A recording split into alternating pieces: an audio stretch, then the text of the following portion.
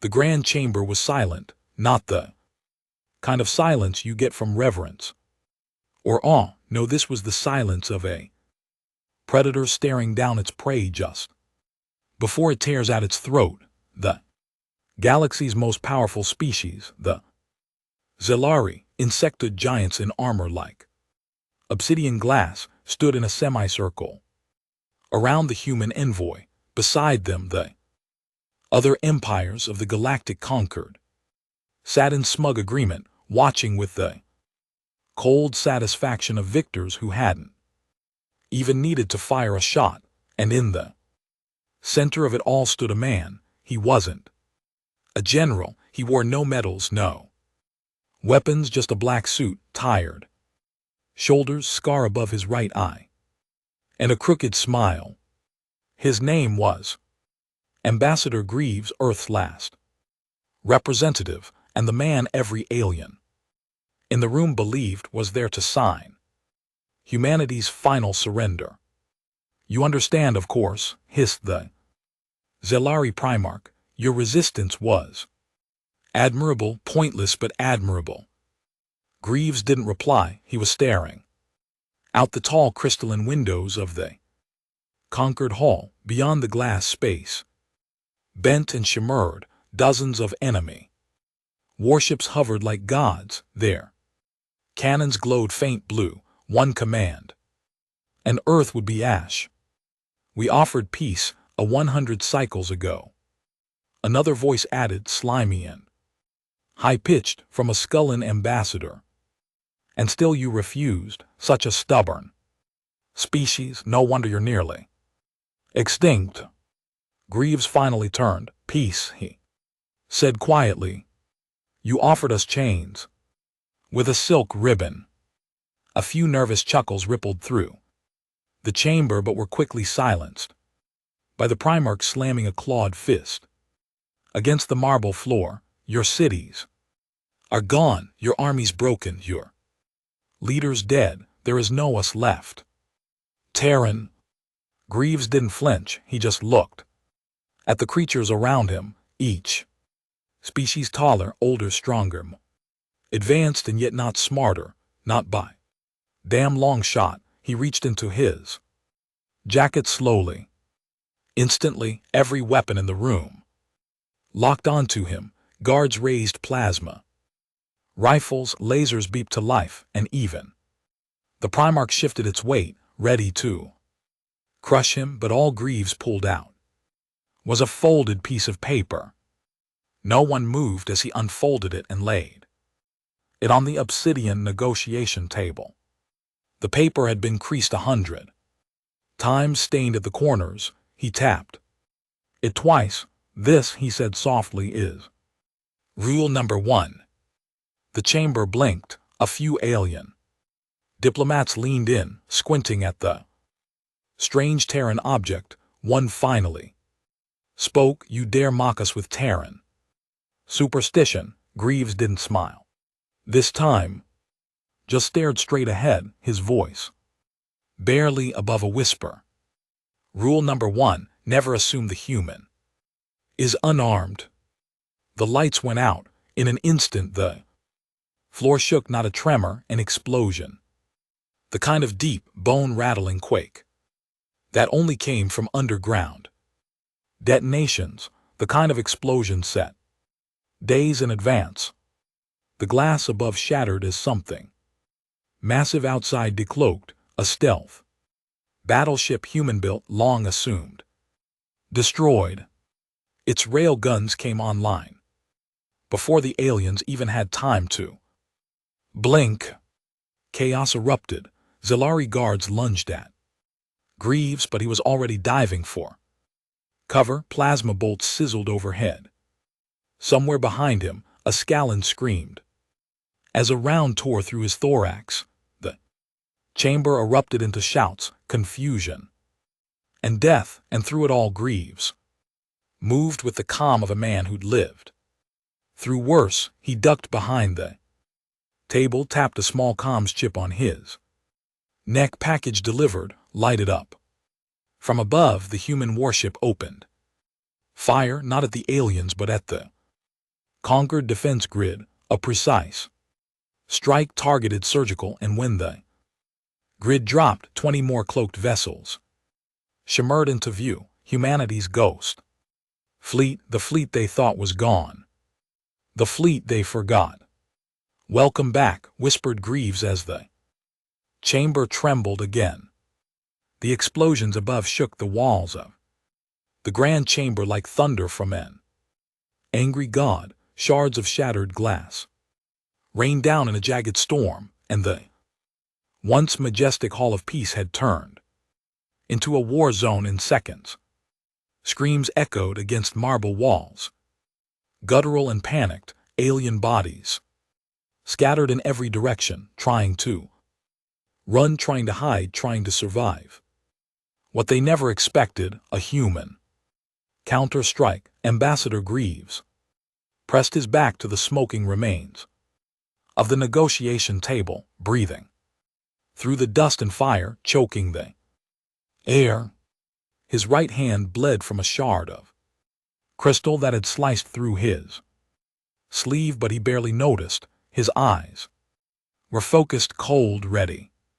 He reached down to his ankle and pulled free the small magnetic blade hidden beneath his pant leg, a sleek piece of alloy tech. Almost invisible to scanners, he turned it on and a faint blue hum lit the blad's edge. The aliens never learned the oldest rules, not even after a century of war. Across the chamber, the Zilari Primarch was down but alive. Pinned beneath a broken pillar, one of his guards had been torn in half by shrapnel, the other lay convulsing. A chunk of steel lodged in his thorax. Still, the Primarch's glowing green eyes were locked on Greaves, burning with hatred. You lied, it hissed, coughing. Thick black eye. Greaves stepped over fallen skull and envoy, boots crunching over his elongated skull. No, he said, voice sharp, you believed your own propaganda. There's a difference.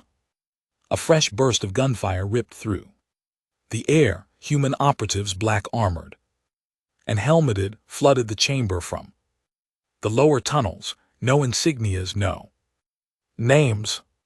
Silent as death, their rifles spoke for them, each shot brutal and exact. Greaves turned as one of them jogged up to him, removing her helmet. It was Commander Riena Vale, leader of Ghost Unit 6. Her hair was short, cropped close to the scalp, face dirtied with soot, but her eyes were electric with focus. Chamber secured, she reported. 16 alien delegates neutralized, 8 wounded. 2 escaped, which 2? Yarrow from the Tavari Syndicate and Counselor Deck from the Ari. Greaves clenched his jaw. Deck's the one we can't afford to lose. He knows about the fallback protocol. She nodded. Already sent intercept squads. He looked past her to the chamber floor where alien blood pooled across the once gleaming tiles. The conquered banner, symbol of peace and unity, lay torn, one edge still burning. Commander, he said, voice low, burn the treaty. She hesitated. Sir.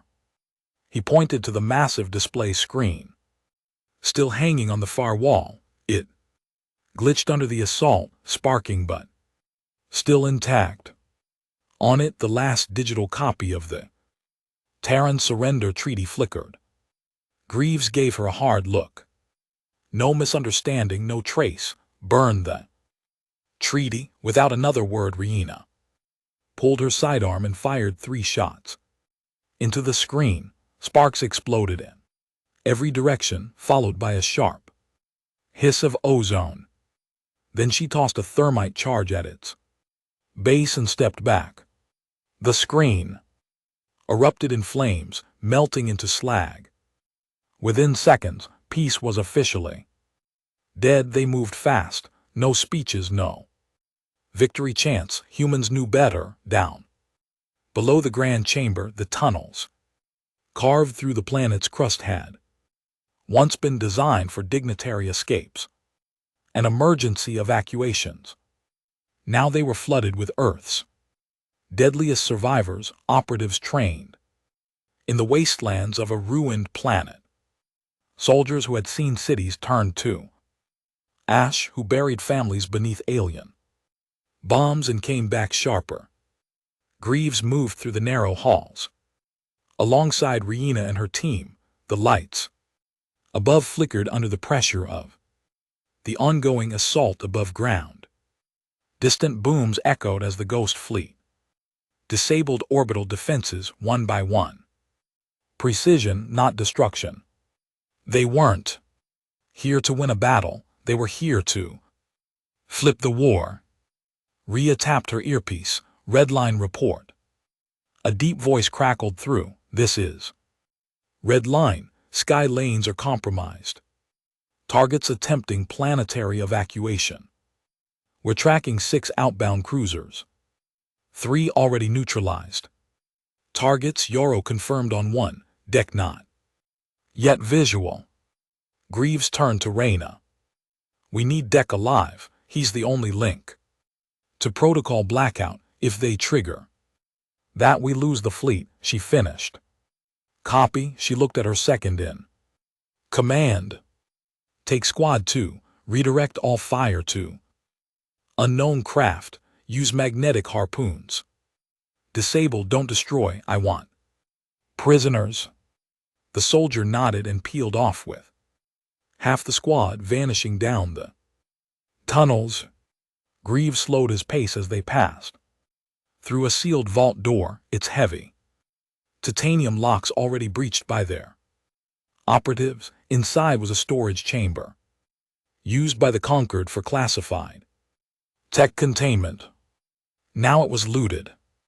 Human specialists moved quickly through alien crates, tagging what mattered and burning what didn't. Energy cells, translation cores, stealth cloaks, tech humanity hadn't seen in 20 years, all back in their hands. He picked up a data spike from the table. They really didn't think we'd come back. Rihanna chuckled bitterly. They thought we were extinct. He nodded. Let them keep thinking that until it's too late. Meanwhile, orbit above the Conquered world was a hellstorm of collapsing dominance. The Ghost Fleet had decloaked simultaneously in 12 sectors, hammering capital ships with EMP torpedoes and gravitic disruptors, tech stolen from the aliens themselves. Human engineers had spent the last decade reverse engineering everything that killed them, and now they were feeding it back. The alien fleets built for frontal superiority weren't prepared for surgical strikes. Their cannons were too slow, their shields too narrow. The Ghost Fleet moved like shadows, vanishing, striking, vanishing again. The planet's defense grid fell within 15 minutes. Inside the control deck of the lead human ship, the Absolution Fleet, Commander Thorne watched the battlefield unfold in cold silence. A scar stretched from his left cheek to the corner of his mouth, his eyes permanently tired. Behind him, his crew worked without a single wasted motion. Status: orbital superiority in 10 came. The response: enemy fleet collapsing. 70% have surrendered or are in retreat. The rest are crippled. Thorne nodded. Slowly, no pursuit. But sir, no, let the wounded crawl home. Let them talk about what they saw. Long pause. Understood. Back on the surface, Greaves emerged from the bunker into the blood-red dusk of a dying city. The Conquereds capital, Gerion Prime, was burning, its once clean streets now littered with debris, wreckage, and smoke. Civilians had either fled or were cowering in underground shelters. For once, the aliens knew how it felt to be on the wrong end of sudden annihilation. Greaves stood on the edge of a balcony. and watched the sky filled with streaks of fire and falling vessels. Then a voice crackled in his earpiece. Target acquired. It was red line, deck. Affirmative. We pulled him from an escape pod. He's secured and being transported to Site Delta.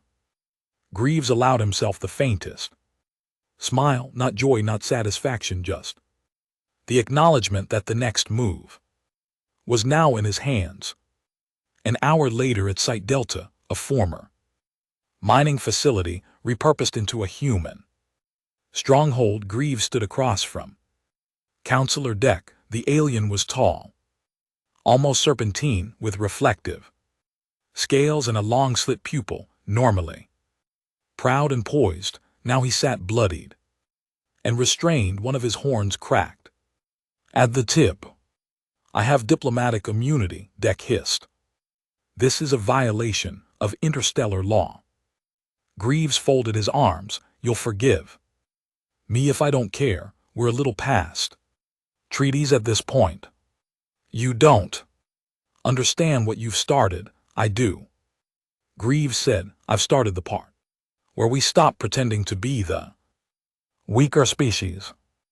Deck leaned forward, straining against his bonds. You trigger protocol blackout and you doom yourselves. The Conquered doesn't need to fight you, it just needs to erase you. Greaves stared at him for a long, cold moment, then slowly pulled something from his coat pocket, a small black cube. He set it on the table. Deck froze. That's not possible, he whispered. Greaves pressed the top cube, pulsed once, then twice, then unfolded into a floating 3D display of Conquered encryption code. Protocol blackout deactivated, said a soft voice from the cube. Failsafe override by Alpha clearance. Greaves' Jonathan code accepted. Deck's eyes went wide. You stole Alpha clearance? Greaves smiled without humor. No, I earned it from one of your own, the day you bombed New Kyoto. One of your peacekeepers had second thoughts about slaughtering 10 million civilians. Deck slumped. And now Greaves continued, the ghost fleet's invisible. Your surveillance net is blind, and we know every protocol you've got in place for total war. Deck looked up, defeated. What do you want? He asked finally. Greaves leaned in, voice low. I want you to go home, Deck. I want you to tell your Conquered that humanity isn't dying in the dirt anymore. We're done crawling. He stood, and I want you to remember rule number 1. Deck shook his head slowly. You're mad. Greaves turned already walking away. No, he said, I'm human. Outside there was howled through the ruined streets. The ghost fleet hovered silently above the city, cloaked again, invisible to the world, a shadow army. Commander Riena stepped beside Greaves on the roof of the outpost. It's done, she said quietly. For now. Greaves didn't look at her, just stared out over the ashes. No, it's only just begun. There was a saying on Earth once, you corner a dying beast and it'll show you what it's made of. Greaves had always believed that. He just never expected it to apply to the Conquered. 12 hours after the fall of Girion Prime, the Conquered Council reconvened on a neutral vessel, the voice of order and obsidian leviathan drifting beyond the Lorien Belt. It was the first time in over a century that so many high-ranking alien powers had gathered outside of Conquered territory. They weren't here to talk peace. They were here to plan a purge. The council chamber on board the ship was built like a war theater, tiered seating in concentric circles, each level higher and more intimidating than the last. The central podium floated by magnetic suspension, and on It stood supreme arbiter Vexar, the most feared political strategist the galaxy had ever known. Vexar wasn't loud, he didn't need to be, he simply stood and everyone else fell silent. He scanned the room with piercing silver eyes, each movement measured, each breath deliberate. Then he spoke. Humanity, he said, voice calm as acid rain, was supposed to be extinct. No one responded. He continued, we gave them chances, offers, we bent rules, we absorbed their aggression and returned diplomacy, and now they slit our throat. In the heart of our chamber, he turned slowly, eyeing each faction. Zelari, Tivari, Alari, Scallon, Droth, and more. They made a statement, not just to us, to every corner of the known systems, to the outlaws, the pirates, the independents. They said the conquered can be bled. Low murmur stirred through the seats. They struck with precision, with inside knowledge, with stolen tech, which means only one thing. He raised a clawed finger. We've been compromised. No one breathed. We underestimated them. For the last time. He raised his other hand and pointed to the chamber ceiling where a projection of Earth's ghost fleet shimmered into view, half-cloaked, fully armed, and hovering like vultures over the burning remains of Jirian Prime. Then with cold finality he said, I propose total extinction. Back on Earth, under the charred skies of New Kyoto's remains, the underground city of Ashifal stirred with the sound of new life. It wasn't much, makeshift metal shelters, old turbines grinding electricity, rows of steel bunkers repurposed as command rooms, but it was alive, and that was more than Earth could say 10 years ago. Inside the central operations chamber, Greaves stood before a large glass wall that overlooked the cavern city below. Behind him, massive monitors displayed live feeds from every Ghost Fleet vessel in orbit, along with deep surveillance into the conquered diplomatic channels. Reyna entered quietly, wiping engine grease from her hands. There, assembling a counterforce, she said. Massive, like galaxy-cracking massive. Greaves turned, arms folded. How soon? Couple weeks, maybe less. There, calling it Operation Glass Rain. He raised a brow. She tossed a tablet onto the table between them. The data spoke for itself. Vexar's hand was all over the planning, strategic hyperlane blockades, preemptive strikes on suspected human colonies, planetary scale bombardments. Greaves scrolled through the document. They're going scorched Earth, scorched galaxy. Reyna said they don't want surrender. They want to erase our DNA. He tapped his fingers on the glass. Good. Reyna narrowed her eyes. Good. Greaves looked over at her, and for a moment there was something terrifyingly calm in his expression. It means we rattle them deep, and scared empires always make mistakes. In the hidden depths of the Ashifal base, another meeting was already in progress. 5 key operatives sat at a circular table, each responsible for a quadrant of the remaining resistance. Hollow-eyed men and women, some scarred, some burned, all tired but none broken. A man named Pierce leaned forward, eyes locked on the glowing table. If they launch Glass Rain, we lose every outpost from the outer rim to the core spine. They'll hunt us system by system. A woman with cybernetic implants. Thalia shook her head. Not if we bait them first, give them something so big they can't ignore it. Like what? Pierce asked. Greaves entered the room without announcement, like their own crown jewel. They all turned. You're suggesting we hit Aloria, Thalia? Asked stunned, "That's suicide, no." Greaves said, "That's a distraction one. We need," he tapped a button on the table, a 3D map of the galaxy exploded into view, and he zoomed in on a planet. Marked Echelon 9, "What's on Echelon?" Pice asked. Greaves smiled faintly. "Ghost prison." Thalia leaned forward. "Wait, you think they're keeping our people there?" "No," Greaves said, "I know they are. Including the ones we thought were dead." The room went quiet. "Remember Tyrone Cross?" he asked Pierce. Blinked. "He vanished 3 years ago. Everyone said he defected." "No," Greaves replied, "he was captured. Same with Operative Darren and 3 entire squads during the Durin ambush. They weren't killed, they were buried." Riina stepped forward now, nodding. "Intercepted comms confirm it.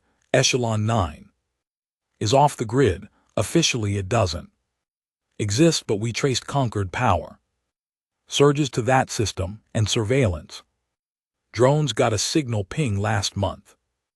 Greaves looked around the table. "They tortured our own, hid them, used them as lab rats." His voice dropped. "I want them back."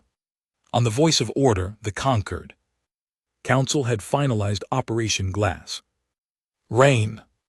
They were moving faster than any war Council had ever mobilized. It wasn't efficiency, it was rage. Ships were launching from every direction, cities emptied of military-age species. Factories began melting alloys into weapons by the tons. Billions of credits flowed into the war machine. Vexar walked the halls of the flagship alone. No guards, he didn't need them. He entered a secure chamber where a black obelisk pulsed faintly. No symbols, no words, just pure dark matter, a weapon from the ancient past. "Begin siphon," he said coldly. Technician's voice crackled through the chamber. "Sir, if we activate that, we risk gravitational collapse within 12 sectors."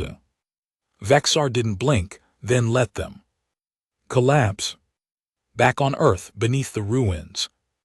Greaves moved alone through the memorial corridor of Ashifal. Along the walls were names, tens of thousands laser carved into steel. Fallen, he stopped before one section labeled "Unknown Casualties, New Kyoto."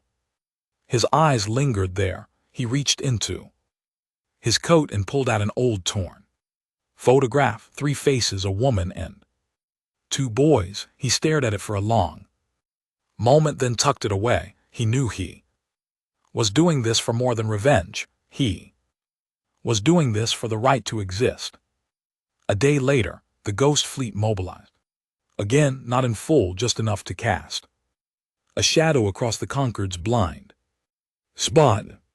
Echelon 9 was their next target, not because it held value to the Conquered, but because it was the place they tried to forget. Greaves stood aboard the Absolution, the flagship that now served as Earth's spearhead. Riina stood beside him, suited up in full tactical gear. So did Pierce and Thalia. 2 infiltration routes, she briefed. We go in silent, no planetary assault. We hit the prison from inside, free our people, plant the charges, then vanish before they know what hit them. Extraction, Pierce asked. Riina nodded. Orbital beam up after detonation. We cloak and fade, no trail. Greaves looked at them all. No mistakes, no improvisation. We get our people. We don't fight unless we have to. He paused. But if they make us fight, we end it fast. Echelon 9 orbited a dying star hidden by asteroid fields and cloaked nebula gas. No civilian travel was permitted, no trade routes, just a forgotten dot on galactic maps. As the Ghost Fleet approached, their ships vanished into the dust, silent, invisible, patient, and from the Shadows humanity prepared to steal back. What the galaxy tried to erase. The hull of the Absolution vibrated softly. Barely noticeable, but Greaves felt it. In his bones, every operation had a rhythm, a pulse, and right now the beat was slow and quiet like the breath before a gunshot. Approaching outer veil of Echelon 9, the helmsman reported 30 seconds to atmospheric slip. The command deck was running dark. No lights, no comm chatter, just the glow of red markers on black holographic displays. Everything was running on stealth power. One engine flicker, one stray signal, and the conquered would descend on them. Like wolves, Greaves stood behind the main console, hands behind his back, eyes locked on the distant speck of rock that was Echelon 9. It didn't look like a prison. From orbit, it looked like nothing. Dead moon tucked behind a radiation cloud. No blinking lights, no beacon, no entry logs, but that's how they kept the worst secrets hidden, not by disguising them, by erasing them. Reena's voice cut in over comms. Team 1. Locked and loaded. They were already in the dropship. Covert model, black as space, running silent engines. Her squad was going in first, then Pierce and Thalia's team would land on the other side of the installation, planting comm disruptors. Greaves would be last. He always was. Ready? The pilot asked him. Greaves nodded. Burn me in. The moment they crossed the veil, the world changed. Sunlight vanished, eaten by the thick radiation dust cloud. Their screens turned blood red, static flickering in the corners. Turbulence knocked the dropship side to side, but the pilot kept steady. Below them, Echelon 9 came into view, just barely, a jagged fortress half buried into the stone. The entire prison was built underground with only a small tower jutting from the surface. Satellite scans couldn't read it, radar signals bent away from it. Every inch of the place had been designed to stay forgotten. Landing zone approaching, the pilot whispered, engaging vertical descent. No lights. Greaves tightened the strap on his chest rig, magnetic blade on the right thigh, concealed plasma pistol on the left, neural jammer chip in his wrist. Last resort only. He looked across at Reina, already watching him. This isn't just about freeing prisoners, is it? She asked. Greaves didn't answer right away. Then, with that same quiet steel in his voice, said, it's about proving we never disappeared. Inside the underground complex of Echelon 9, the air was cold and still. Metal walls stretched endlessly, coated in frost and silence. The only sound was the occasional hiss of pressurized doors and the low hum of alien machines running maintenance routines. No guards, no broadcasts, no alarms. That was the first sign something was wrong. Reena's squad moved in perfect formation, rifles sweeping corners, boots silent on the graded floors. They trained for this prison. Infiltration, system disarm, high value extraction, but Echelon 9 FT off like the place had been asleep for far too long. Command, this is Team 1, she whispered into her comm. We're inside. No contact yet.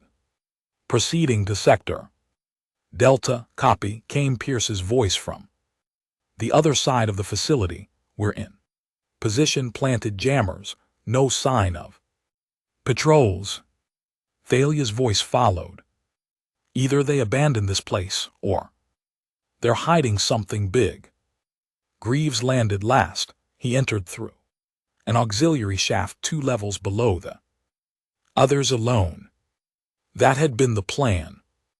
His route took him directly to the deepest part of the facility, sublevel 7, where classified detainees were kept. The ones the Conqueror didn't want to admit existed. As he moved, he passed long corridors of sealed cells, no windows, no names, just numbers etched in alien script. Some had faint lights blinking above them, others were completely dark. He paused outside cell 731. There was no light, but the panel read active. He opened it. Inside, chained to the back wall, barely recognizable under blood, grime, and scars, was a man Greaves hadn't seen in years. Tyrant, he breathed. The man didn't move. Greaves stepped forward, weapon lowered. His boots crunched over dried blood. Tyrone Cross, he said louder. The figure lifted its head slowly, as if the name stirred something deeper than memory. Eyes opened, one swollen shut, the other bloodshot but human. I thought, Tyrone's voice cracked, you were dead. Greaves dropped to one knee and pulled out a med injector, stabbing it into Tyrone's neck. Everyone thought you were. Tyrone coughed. Hard blood came up. He slumped forward, breathing heavily. You shouldn't have come here, you know. Me, Greaves muttered. I don't listen. The cell lights blinked just once, and then came the sound they'd all been waiting for, a siren, long, deep, alien, followed by a voice in a language Greaves didn't recognize, but the tone was clear. Containment breach. Intruders detected. Lethal response authorized. In the control room above, something awakened. Massive machines, once dormant, began to stir, grinding metal. Energy spikes, turrets unfolding from the ceilings. The prison had never needed guards. It was the guard. Thalia's voice cracked through the comms. We triggered something, automated defense AI just went online. This whole place is wired to kill. Pice responded instantly. Get out now. No, Greaves cut in. We stick to plan. Tyrone's alive. There may be more. He tapped his wrist, opening a map of sublevel 7. 5 more cells marked active. I'm checking the others. Riena's voice will cover you. We're moving to intercept. The prison transformed in minutes. Hallways shifted like a maze. Walls retracted, revealing automated turrets and energy traps. Every path forward turned deadly. Greaves moved fast, dragging Tyrone with him, the old soldier, once the best sniper in Earth's army, was barely conscious, but he could walk. I thought you were dead, Tyrone muttered. Again, after the ambush, they said you defected. Greaves replied, we thought you sold us out. Tyrone laughed bitterly, then winced. That's what they wanted you to think. They reached the next cell. Inside was a woman, chained and bruised, but very much alive. Darren, Greaves said. Breathless, her eyes lit up. Greaves, yeah, it's me. Time to go. He shot the lock. She fell forward into his arms. 3 years, she whispered. They ran tests, probed memories, wanted strategies. They tried to erase who we were. He helped her to her feet. They failed. Behind them, a metal panel slid open. Massive droid stepped through, 8 FT. Tall, plated in black alloy, with 3 arms and a glowing plasma core. Its eyes locked onto them, and it launched forward with terrifying speed. Greaves shoved Darren and Tyrone behind him, diving left as the droid swung. Its claw smashed the wall behind them, throwing sparks. Move, he shouted. Darren grabbed Tyrone and ran. Greaves rolled beneath the droid, pulled the neural jammer from his wrist, and slammed it into the droid's back. The lights inside The machine blinked, then went dead. It collapsed like a tower of metal bones. Elsewhere, Riena's squad had taken fire. They were pinned near an elevator shaft. Plasma bolts raining down from Audoc. Cannons embedded in the ceiling. Covering fire, she shouted, tossing a flash charge that shorted out two of the cannons. Pierce, she yelled into the comms, we need exit vector now. Working on it, came the strained reply. These tunnels are shifting every damn second. Thalia's voice cut in. Blow the central core, it'll crash the AI system. Hard reset. Riina ducked behind a pillar, shielding her squad. That'll risk the whole facility collapsing. Better that than being buried alive. Thalia said, do it fast, Greaves. Reached the last cell. Inside was someone he never expected to see again. Commander Rowan, the man who trained him, the man who vanished during the Mars Exodus. Greaves opened the door, but Rowan didn't move. Still alive, Greaves asked. Rowan looked up slowly, barely. You're coming with us. Didn't think I'd ever hear that again. Thalia reached the mainframe core, a massive sphere suspended by magnetic fields pulsing blue and white. She planted charges on all 6 pylons. Charges armed, 10 seconds to detonation. Get out of there, Pice yelled, but it was too late. The Conquered Defense A had found her, an armored construct. Dropped from the ceiling, pinning her to the ground. She grinned through the blood in her teeth. You bastards should have killed us when you had the chance. The charges went off. The core exploded. In white-hot fire, every turret, every wall defense, every automated drone died. Greaves, Riina, Pierce, Darren, Tyron, and Ran emerged from the smoke and rubble as extraction ships locked onto their signals. As they lifted off, the prison began to collapse in on itself. The last secret the Conquered had tried to bury, now reduced to ashes. Above them, the Absolution waited with open hangars. The moment their boots hit the deck, Greaves gave the command. Jump. Coordinates, the pilot asked. Greaves looked at the 6 survivors behind him. To hell and back, he said, then home. The ship vanished into FTL, and behind them Echelon 9 died alone.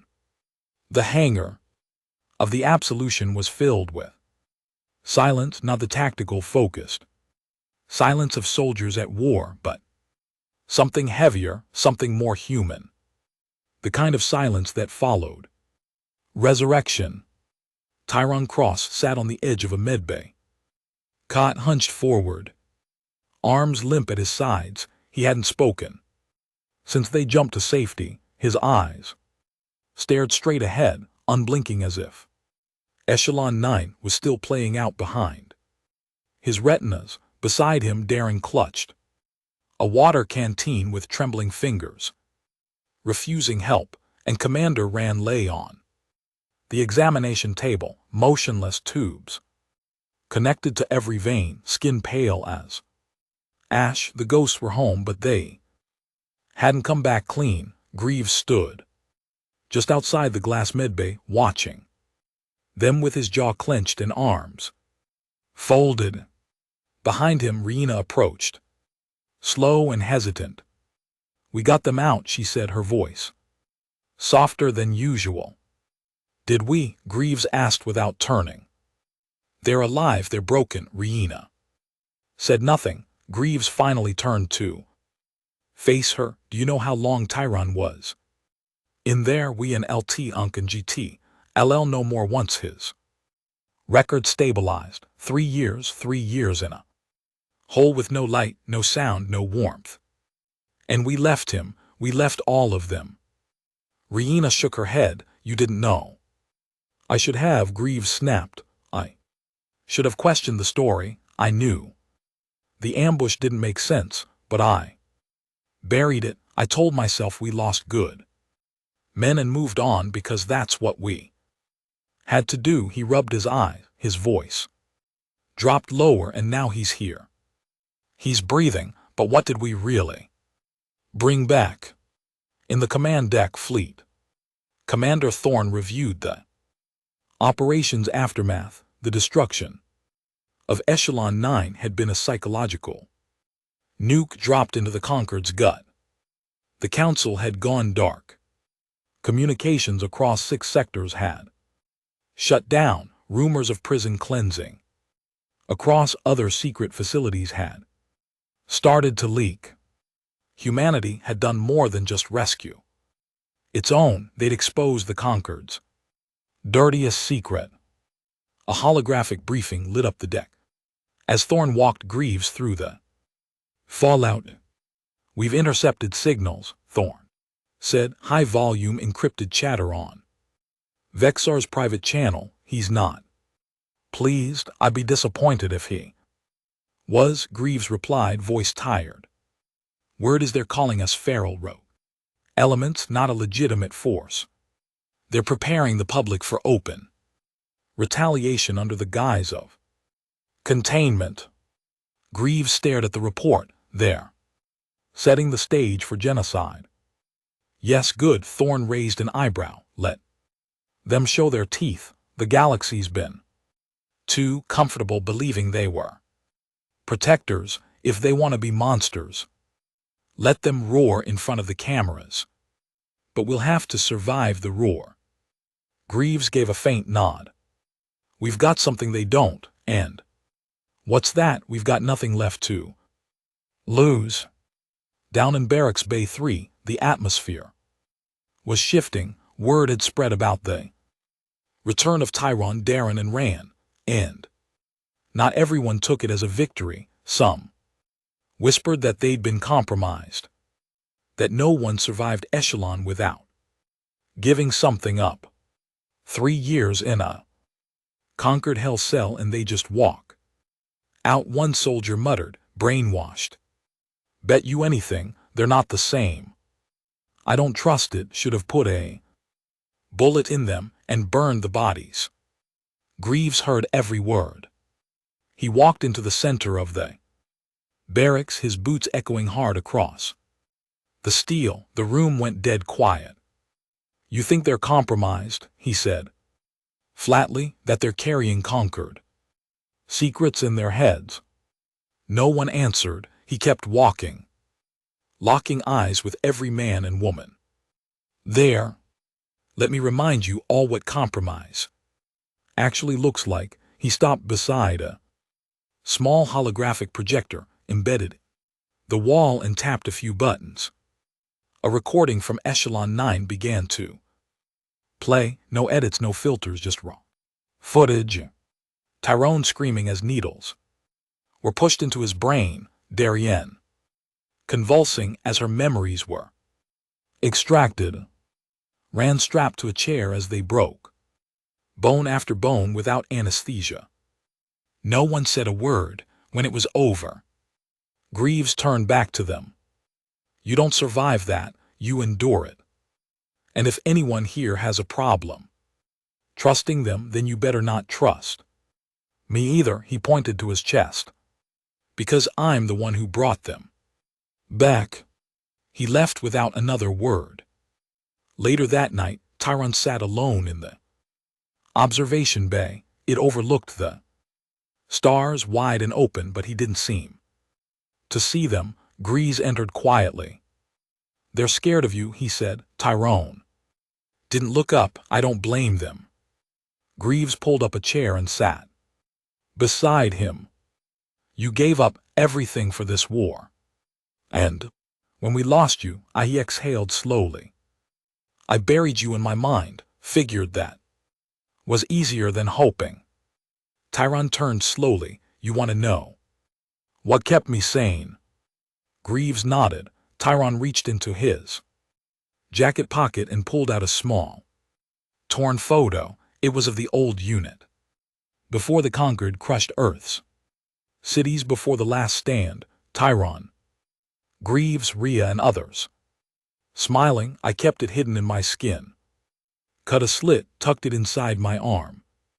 Sewed it up with my own damn hair. He handed it to Greaves. That's what they couldn't break. Greaves stared at the foe, barely able to hold it steady.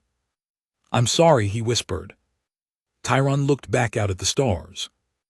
Don't be, just promise me we make them pay. Elsewhere on the edge of Concord space, the alien leadership wasn't wasting time. Vekasar stood in the command tower of a new Dreadnought-class cruiser, the Judgment Flame. Behind him, the engineers worked double speed, splicing in ancient energy cores, designed for planetary destruction. He was no longer interested in diplomacy. Earth was to be wiped from history. Back aboard the Absolution, tension brewed. Commander Rowan had regained enough strength to walk, but with his return came something darker: division. In a private meeting with Greaves and the senior resistance leaders, Rowan dropped a bombshell. We have a mole, he said. The room froze. Rowan continued. Echelon 9 wasn't just a prison, it was an information siphon. They weren't trying to extract intelligence for future planning. They were cross-referencing, validating data. Pice frowned. Validating against what? Against live intel feeds from the inside. A cold silence followed. You're saying one of ours is feeding them? Yes. Greaves stared at the floor, mind racing. The last operations, the failed raids, the botched exfiltrations. It made sense now. Someone had been guiding the Concords. Hand. Pierce spoke again. Who? Rand shook his head. They rotated. Handlers. I was blind most of the time. But the Concord mentioned one name. Again and again. The room leaned in. They called him Ghost Knife. Greaves stood slowly. I want every log, every message, every comm feed run through encryption filters. No one moves. Without clearance, no one. Pierce nodded, and Greaves added darkly, I want that name hunted like a disease. In the hours that followed, the tension reached a breaking point. One of the lower deck commanders, young officer named Kellen, called for a vote to segregate the returned prisoners, said it was for safety. Greaves met him face to face in the mess hall. You want to lock them up? Not forever, Kellen insisted, just until we're sure they're clean. Greaves didn't argue, he just punched him in the mouth hard. Kellen hit the floor, blood spilling from his nose. Greaves looked around the room. This isn't a democracy, he said coldly. You want to lead? Go build your own damn rebellion. He turned and walked out. Riena found him on the observation deck. An hour later, staring out into the void. Again. You just made half the command structure. Question your sanity, she said. I don't care, Greaves replied. She walked up beside him. You're burning out. He looked at her, eyes dark with exhaustion. You think I don't know that? She touched his shoulder. Then let us help. He didn't pull away. Instead, he finally said something he hadn't admitted since the war began. I don't know how to stop. Back in the medbay, Tyron Cross stood over Rowan's bed. You told them? He asked. Rowan nodded slowly. They needed to know. And if they find Ghost Knife? Rowan looked him dead in the eyes.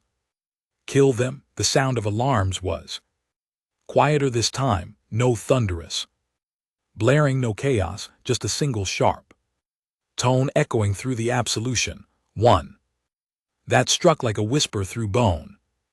Controlled, surgical. Greaves stood in the upper observation deck overlooking the command hall.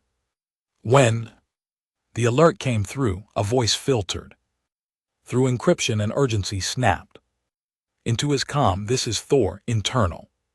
Sabotage in Section 3B, power our routes. Spiking looks like a controlled overload. Greaves turned on his heel instantly. Damage, not yet, but if this keeps climbing. A deep thud cut across the frequency. Then silence. By the time Greaves reached Section 3B, fire suppression bots had already sealed. The lower access corridor, the hall, was lit by pulsing red lights and the smell of melting metal. Riina was there, already armed, eyes scanning the chamber with unspoken anger. A few medics were tending to injured engineers, burns, concussions, but no fatalities. They took out our fuel stabilizers, she said. No warning hit, clean, no forced entry, no alarms triggered until the overload was halfway through. Greaves surveyed the damage. Internal, she nodded. Whoever did it knew our system better than half the engineers. He turned slowly, voice low. Then ghost knives already here. Hours later in the war room, Greaves faced the senior ops command again. The room was darker now. Paranoia hung in the air like smoke. Thorns recovering, Pice reported. Concussion, cracked rib. He was headed to the sabotage zone minutes before the explosion. They targeted him, Riina added. Means they knew his routine, knew what sections he inspects and when, or, said someone quietly from the far end of the table, he's the one who set it up and tried to make it look like he was collateral. All eyes turned. It was a low-ranking officer, Marin, young, sharp-tongued, and not afraid of rank. Riina glared at her, but Greaves raised a hand. No, let it out, he said. Marin straightened. We've got a mole. Everyone agrees, but we're assuming it's some unknown face sneaking through the vents. What if it's someone close, someone in this room? Silence. No one could meet each other's eyes, and that's when the fear started spreading like infection. Later, Greaves sat alone in his quarters. The lights were dimmed. Faint hum buzzed in the walls. His hands trembled faintly, not from age or injury, but exhaustion. Mental fatigue, the weight of every decision piling up like bodies. He opened a secured file on his terminal. Ghost knife suspects. He had narrowed it down to 7. Every one of them had access, opportunity, and motive. Some were recent additions to the fleet. Others had been with the resistance for years, and still none of it made sense. He ran the list again. Patterns, comms, activity, energy spikes tied to encrypted frequencies. Then he stopped. There it was, a ping. Not from someone on his list, but someone who had never been on any list. His eyes narrowed. Thalia. He found her alone in the drone bay, calibrating a reconnaissance pod. The room was dark, and the glow from the pod's core painted her face in dim blue. Greaves entered silently. You're working late, he said. Thalia didn't flinch. We've got another recon flight scheduled in 6 hours. Want eyes on the Concord fuel depots before we strike. Smart, he said, watching her fingers. Always was, she replied without looking at him. He stepped closer, not threatening, just observing. You were a tech on Mars Base 6 before the fall, right? She paused. Yeah, and your brother died during the Concord assault on the orbital launch tower. Long pause. What's this about? Just revisiting old memories, Greaves said. He took one more step forward, lowering his voice. You came into the resistance fast, quiet, efficient, but no one ever asked how you got past Concord border security. She turned to face him, her expression was unreadable. You think I'm Ghost Knife, she said. I don't want to think that, he replied. Honestly, but the logs don't lie. An encrypted signal was sent from your terminal 3 minutes before the 3B. Sabotage. She looked at him calmly. No one else was near that terminal. He shook his head. That's the thing, no one else has your encryption key, which means one of two things: either you're the mole or someone's framing you. Talia smiled, sad and tired. You think I'd sabotage my own people? After everything? He said nothing. She stepped closer, voice barely above a whisper. You know me, Greaves, that's why this hurts. They locked her in a secure holding cell beneath the command tower. No torture, no threats, just silence and tension. Riina stood outside the observation glass with Greaves. You believe her? She asked. Greaves stared at Thalia sitting on the bench, hands folded. I don't know anymore. She helped bring down Echelon. She also had direct access to the central core when the AI shut down. She could have timed it. Riina exhaled. What if we're turning on our own? What if this is exactly what Ghost Knife wants? Greaves nodded slowly. Then we're already bleeding from the inside. Later that night, another explosion rocked the Absolution, not from inside, but outside. A drone detonation. Controlled, small enough to trigger lockdowns across 3 decks. Pierce called it in diversion, he said.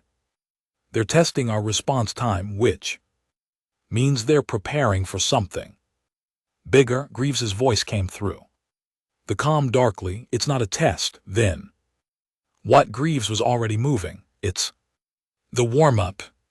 10 minutes later, an emergency override breached the brig's security door. Thalia was gone, but the override hadn't come from her. It came from Greaves's own command code. Only 3 people had that level of clearance: him, Thorn, and Commander Ran. Riina stormed into the war room, holding the data pad up like it was a murder weapon.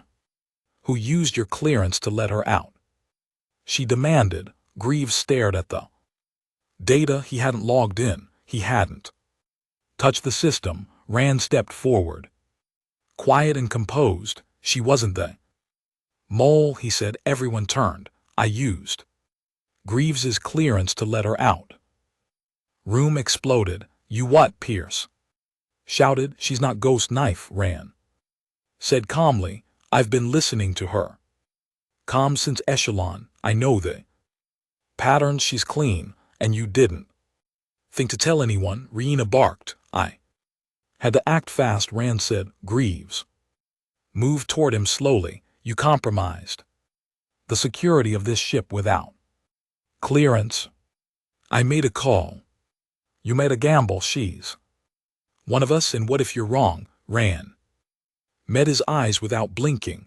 Then I'll take the bullet. Outside the war room in the lower deck cargo bay, Thalia was on the move, only this time she wasn't running, she was tracking, and when she reached a sealed maintenance tunnel, she opened a hidden panel in the wall and pulled out a Concord frequency jammer. Tucked away, small and sleek, Greaves was watching from a side corridor with 2 operatives behind him. She didn't plant it, he said. She found it. They moved. Thalia turned, weapon lowered. Greaves stepped into the light. It was never you, he said quietly. No, she said, but I found something. She opened her hand, revealing a Concord signal chip, and burned into the side was a serial code. GKN7. Greaves blinked. Ghost Knife 17, she nodded. There's not one, there's a network. Hours later in the war room, Greaves faced the command team. We've been hunting one person, but this Is bigger, it's a cell, multiple agents. Spread across the fleet, fed through encrypted messages using stolen command codes. Pierce ran a hand through his hair. How many? Don't know, but if 17s. The latest, there's more. Rand stood beside him. They're playing the long game. Rihanna stepped forward. Then we end it now. Greaves looked around. No more arrests.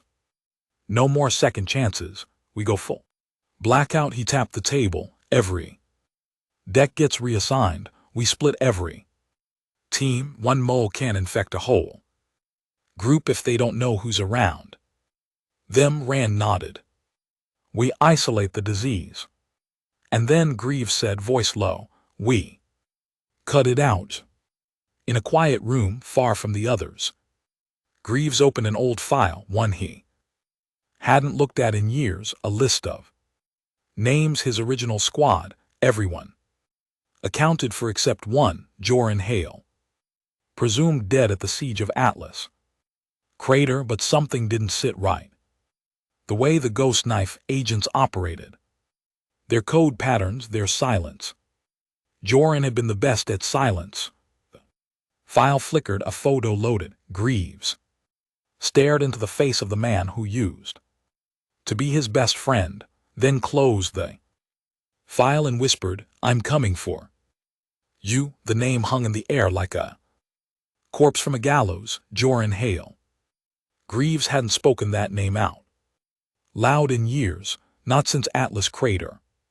Not since the night everything went to hell, and the blood of his own men stained the ice red stone. Official reports claimed Jor had died in the blast when the upper ridge collapsed. But Greaves had never seen a body, and in this war, when you didn't see a body, you never stopped wondering. Back in the command center of the Absolution, Rihanna sat beside the tactical feed, watching fleet movement reports scroll by like falling rain. Thalia stood beside her, arms crossed, lips pressed thin. Greaves hasn't left his quarters in 6 hours, Rihanna said. He's digging into what? Hale. Thalia's brow furrowed. The comms officer from Atlas, not just comms, Rihanna muttered. He was Greaves' second, grew up in the slums of old Seattle together. Fought together, bled together. Hale was the only one Greaves ever let his guard down around. So what happened? Atlas Crater happened, Rihanna said bitterly. We lost 70% of the unit in 30 minutes. We blamed faulty intel, but now, Thalia said, her voice sharpening. He thinks the betrayal started there. Greaves sat alone in his quarters, the lights dimmed low, his screen flickering with decrypted fragments of old battlefield transmissions. His eyes burned, but he refused to blink. Fragment 1, time code 743. They moved early, too early. How the hell did they know we were here? Hale whispering into a secure line. Fragment 2, time code 65. Dwight. Incoming fire from the west, not conquered signatures. These are ours. Unknown soldier. Fragment 3, time code Gropo 204. Static. Then a single phrase barely audible over the screaming. I told you I'd survive this, even if you didn't.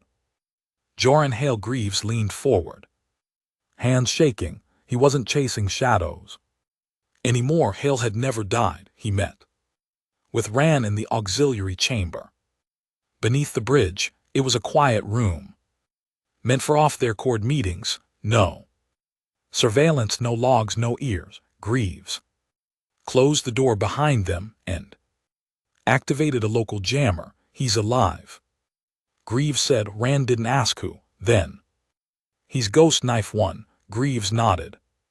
Maybe even the architect. Rand exhaled slowly.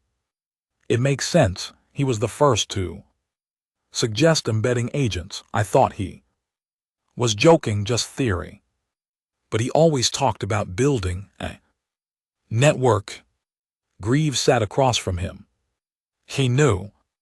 Us knew how we thought, who we trusted. And now he's using that against us. What's the play? Greaves looked down at the table. We find him, we end him, and we burn every branch of his tree until the roots are ash. Meanwhile, aboard an isolated Concorde, listening post buried deep within a frozen moon, Joran Hale stood quietly beside a panoramic window, watching the black sky twist over the jagged horizon. He hadn't aged much. The war had taken many things from him, his squad, his name, his country, but not his precision. Behind him, an alien technician nervously adjusted transmission relay. The fleet is on the move. Concorde High Command is mobilizing for Operation Glass Rain. Let them, Hale said, voice low and composed. They'll draw out the ghost fleet. Greaves will come to me. He always does. And what of the others? Hale smiled faintly. They've forgotten how to win without him. Kill the head. The rebellion folds. He walked over to a secure console and tapped a code into the interface. On the screen, dozens of encrypted signals pulse back. Ghost knife agents across the galaxy, one in the medical division on the Absolution, one embedded in an outpost near the Ari frontier, 3 more on freighters Fing. Refugees, all waiting, all loyal. He spoke to them in code initiate sequence. Ash fall back aboard the Absolution. Greaves summoned the senior ops team for a classified briefing. Everyone in this room is about to be separated, he said. No warning, no explanation. Pice looked confused. What are you talking about? Ghost knife isn't one person. We were wrong. It's a network. Hale's network. We think at least 4 agents are active aboard this ship. Marin stiffened. 4. Riena narrowed her eyes. How do we find them? Greaves answered coldly.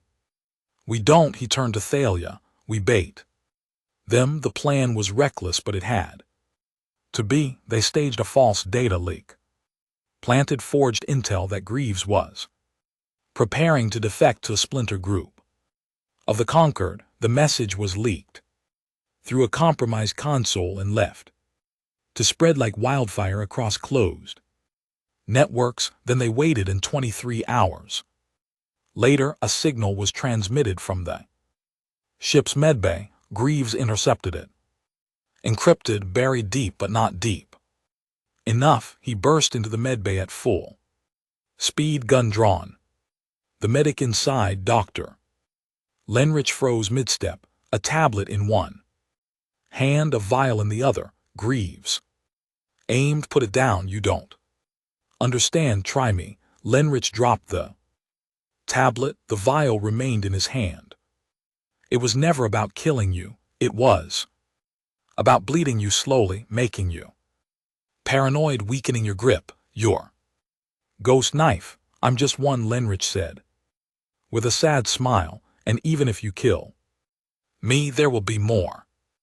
Greaves fired. One clean shot to the chest. Lenrich collapsed, blood spreading across the sterile floor. Greaves picked up the vial. Inside, a neurotoxin, one designed to mimic heart failure, perfect for quiet assassinations. One more blade removed from the spine. Later that night, Greaves returned to his quarters. He didn't sleep. He hadn't in days. Instead, he stood in front of the mirror, staring at his reflection. Not the man he used to be, not even a soldier anymore, just a shadow walking through fire. The door chimed. Riena entered. You okay? He didn't answer. She stepped closer. We'll find him. Greaves finally spoke. I'm not sure I want to find him. She frowned. Why? Because I don't know What I'll do when I do, in the depths of the old Earth ruins, a signal crackled.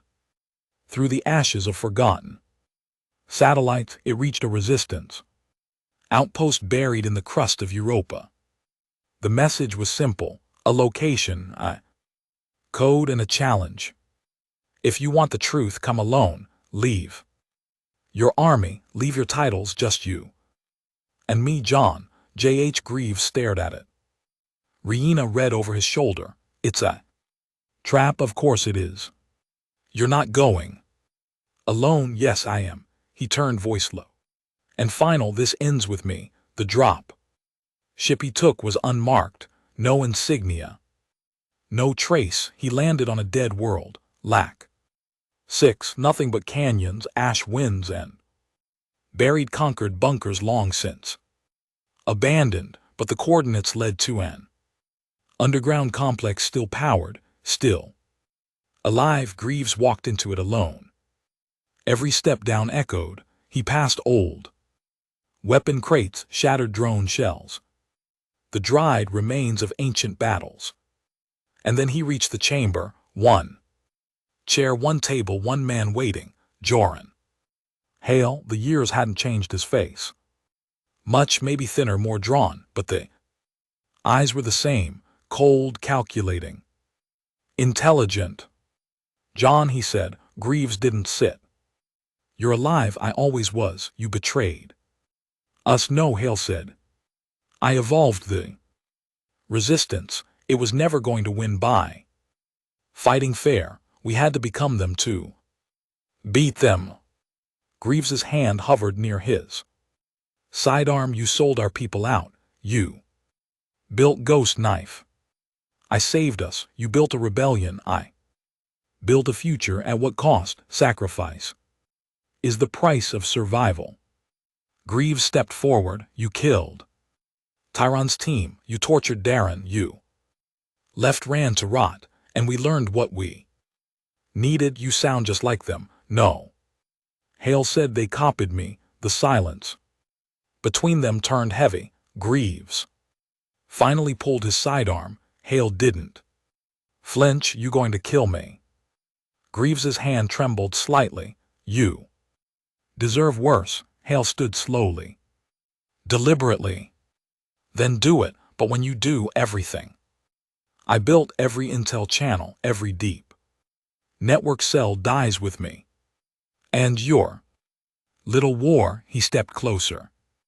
It dies too. Greaves lowered the gun. Hale blinked. You won't do it. Greaves pulled out a data spike. You're going to give me access to the Ghost Knife network, every node, every agent. Or I start burning them one by one, and I'll make you watch. Hale smiled faintly. That's the John I remember. The download took 87 seconds. That was all, in less than 2 minutes. Greaves copied the entirety of Ghost Knife's encrypted backbone, every relay node, every dead drop, every handler name buried in the data rot of 100 compromised resistance cells. Hale just watched, didn't fight, didn't beg, just sat at the table with a calmness that felt inhuman. You're quiet, Greaves said, inserting the data spike into a lead-line case. I already lost, Hale replied. Don't expect sympathy. I don't, just a little respect. Greaves walked to the door without answering. He paused before stepping out. You know what bothers me most, Joran? What? That once you were the best of us, he left him there, alive, unarmed, and abandoned. Not because Hale deserved mercy, but because death was too small for what he'd done. Back aboard the Absolution, the war room was buzzing like a live wire. Greaves slapped the encrypted spike onto the central console, letting Ray and Thalia take over decryption. What do we have? Rihanna asked, stepping beside him. Thalia's hands moved fast across the interface. Locations of every Ghost Knife agent, down to genetic markers, intel vaults, off-world havens, even access codes to Concord's AI command lattice. Jesus, Rihanna whispered, he really gave you everything. Greaves nodded slowly. He built an empire in the shadows. Now we tear it down. Pierce stepped in from the side hall, carrying a hardline Kamink. We've got something else, he said, an open Concord transmission galaxy-wide. Just went live. He tapped the console. The screen lit up. Supreme Arbiter Vexar stood in a massive hall, banners of the Concord flowing behind him. The species known as humans have violated every pact of war, every code of honor. They have poisoned diplomacy, corrupted trust, and unleashed terror upon sovereign worlds. The Concord will not offer negotiation.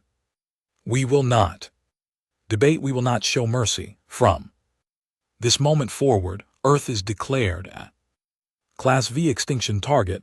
Operation Glass Rain begins now. Outside the ship, the stars themselves seem to move. Thousands of Concord warships were mobilizing, full planetary fleets.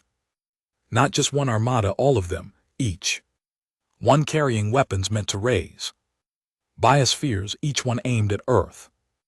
In the tactical center of the absolution, Thorne leaned over the table. With bloodshot eyes, we don't have the numbers, he said. We don't need numbers, Greaves replied. We've got the ghost knife laddies. We turn their own network against them. You mean sabotage? No, Greaves said. Assassination. The plan was madness, but Greaves had already stopped fearing madness. Across 6 sectors, deep ghost knife agents were activated before Hale's collapse. Dozens of them embedded inside Concord. Military infrastructure, coordinators, technicians, security specialists. Now, with the right codes, those agents could be forced to act, course by command, override, flipping them like dominoes. Rihanna stared at the data. They're all over the place. Greaves nodded. We sent them one command, an NBSP and NBSP. The war machine, blow fuel lines, wipe comm relays, mute the fleet eyes and ears before they reach Earth. And what about Vexar? Greaves looked her dead in the eyes. I'm going to kill him. The strike team was chosen in less than an hour. Greaves, Rihanna, Pierce, Thalia, Rowan, and Tyron. Despite barely being on his feet, he refused to be left behind. He'd earned this. They infiltrated the voice of order, the mobile headquarters of the Concord, by using Hale's clearance and the ghost knife priority channel. The ship's defenses recognized the codes. They were inside before the Concord even realized Earth had found their door. Inside the enemy's capital, everything smelled of order, polished chrome, clean circuits, artificial air, a hollow kind of perfection that Greaves always hated. He didn't blink as they breached the first security checkpoint, silenced 2 guards, and slipped into the lower data corridors. Ran planted viral charges along the memory banks. Thalia disabled the surveillance feeds. Pice covered the rear, and Tyron, limping but still breathing, whispered, "This place smells like betrayal." Rihanna nodded. Let's make it weak of smoke. They reached the central chamber. 2 enormous doors stood before them, each 20 feet tall, etched with alien runes. Behind them, Vexar addressed his generals. Greaves looked to the others. Once we're in, we don't stop. No negotiations, no speeches. We kill everything that breathes. Pierce cocked his rifle. Finally, Ran activated the door override with a deep groan. The slab split open. The Concord generals turned. Too late. Humanity's Wrath entered like a storm. The firefight was fast and brutal. Pierce went down first, shot in the thigh, dragging himself behind cover, while firing into the lungs of a Droth. Commander! Thalia's grenade took out 3 Ari tacticians in a single burst. Riina and Tyron moved as one, flanking the central disc, 2 shots to the chest, 1 to the eye. Greaves walked through the chaos like a ghost, eyes locked on Vexar. The Supreme Arbiter stood tall at the far end, his armor gleaming, eyes glowing with hate. "You are insects," he snarled. "You crawl through our filth and pretend to be worthy of war." Greaves didn't answer, he just raised his gun and fired. The shot clipped Vexar's shoulder, sending him spinning behind a kinetic barrier. He roared, activating his armor's built-in gravitic claws. The energy shimmered around his hands.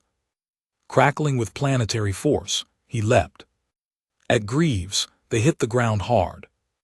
The fight wasn't elegant, it wasn't cinematic, it was savage. Greaves blocked one blow with his forearm, bones snapping, but stabbed a blade into Vexar's thigh. The alien screamed, slashing across Greaves's face with a claw. Blood poured. They rolled across the chamber, fighting like animals until Greaves reached his boot, pulled a second pistol, point blank, fired 6 shots into the monster's chest. Vexar coughed dark fluid, claws trembling, and whispered, "You are nothing." Greaves leaned down, voice ragged. "Bloody. Rule number 1. Then he put the final shot through the Arbiter's skull. The conquered council chamber burned.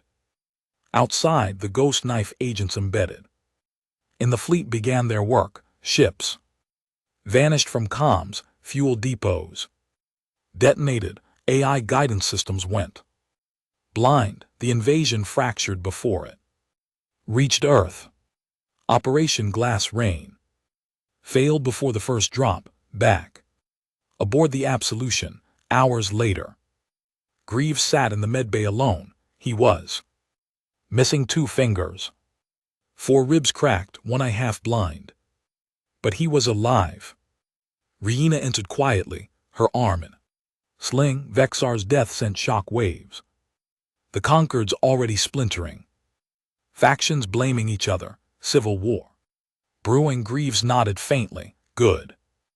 Riina sat beside him, earth still standing. He looked at her. "No," he said softly, "Earth's risen." A week later, on the ruined surface of old Kyoto, the human resistance gathered, not in hiding, not underground, but in the open, rebuilding. The stars above were quiet now. The fleets were gone, and in the rubble of war, something impossible began again. Hope.